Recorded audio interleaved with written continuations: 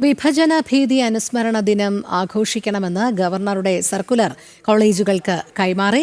സർക്കാരിന്റെ എതിർപ്പ് നിലനിൽക്കെയാണ് വിസിമാരുടെ നീക്കം. പ്രജിത് മോഹനൻ ചേരുന്നു. പ്രജിത്ത്, വിഭജന ഭീതി അനുസ്മരണ ദിനം ആഘോഷിക്കണം എന്നുള്ളത് നേരത്തെ തന്നെ ഗവർണർ വ്യക്തമാക്കിയതാണ്. ഇതനുസരിച്ചുള്ള ഗവർണറുടെ സർക്കുലർ കോളേജുകൾക്ക് കൈമാറിയിട്ടുണ്ട് എന്നാണ് മനസ്സിലാക്കാൻ കഴിയുന്നത്. സർക്കാരിന്റെ എതിർപ്പ് നിലനിൽക്കെ തന്നെയാണല്ലോ വിസിമാരുടെ നീക്കം, അല്ലേ?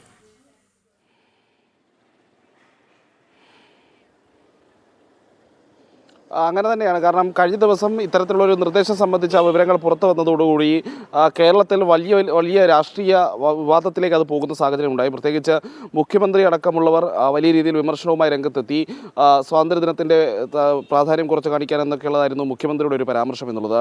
ആ രീതിയിൽ സർക്കാരിൻ്റെയും പ്രതിപക്ഷ നേതാവ് അടക്കമുള്ള കോൺഗ്രസ് സംഘടനകളുടെയും പ്രതിനിധികളും ഈ രീതിയിൽ വിമർശനവുമായി രംഗത്ത് വന്നിരുന്നു. പക്ഷേ രാജ്ഭവൻ മുന്നോട്ട് വയ്ക്കുന്നത് രാജ്യം വിഭജിക്കപ്പെട്ടതിൻ്റെ ഒരു നീറുന്ന വേദനകൾ അത് ഇനി ഒരിക്കലും അങ്ങനെ ഒരു ആവർത്തനം ഉണ്ടാകരുത് എന്നുള്ളൊരു സന്ദേശം കൂടി നൽകിക്കൊണ്ടാണ് ഇത്തരത്തിൽ രാജ്യത്ത് ഈ വിഭജന ഭീതി ദിനം ആചരിക്കപ്പെടുന്നത്. 2021 കാലം മുതൽക്ക് തന്നെ പ്രധാനമന്ത്രി നരേന്ദ്രമോദി അടക്കം ആഹ്വാനം ചെയ്തിട്ടുള്ള ഒരു നിർദ്ദേശം കൂടിയാണ് എന്നുള്ളത് നമ്മൾ മറന്നു പോകരുത്. അപ്പോൾ അത്തരത്തിൽ പ്രധാനപ്പെട്ട രാജ്യത്തിൻ്റെ ചരിത്രത്തിൽ തന്നെ ഒരു കറുത്ത പാടായി മാറിയിരുന്ന വിഭജനത്തെ അത്തരമൊരു വിഭജന സംഭവം ഇനി ഒരിക്കലും ആവർത്തിക്കരുത് എന്നുള്ളൊരു സന്ദേശം നൽകിക്കൊണ്ട് വിവിധ പരിപാടികളും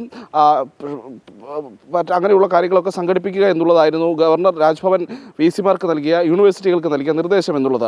അതിനെതിരെയാണ് വലിയ രീതിയിലുള്ള പ്രചരണങ്ങൾ കഴിഞ്ഞ ദിവസമൊക്കെ CPM നേതാക്കളും മുഖ്യമന്ത്രിയുമൊക്കെ നടത്തിയത്.